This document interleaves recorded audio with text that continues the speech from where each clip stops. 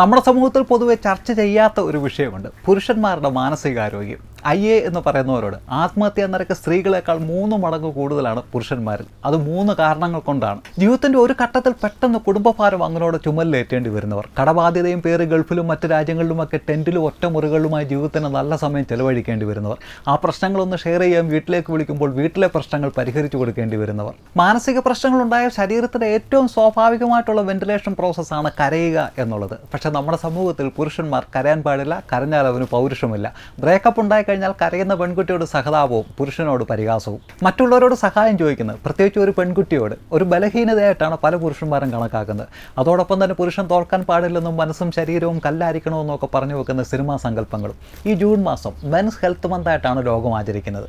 പെൺകുട്ടികളോട് നിങ്ങൾ ഏറ്റവും ഇഷ്ടപ്പെടുന്ന പുരുഷനെ, അച്ഛനാണെങ്കിലും മകനാണെങ്കിലും ഹസ്ബൻഡ് ആണെങ്കിലും കാമുകനാണെങ്കിലും, സ്നേഹത്തോടെ ഒന്ന് കെട്ടിപ്പിടിക്കാൻ മറക്കണ്ട.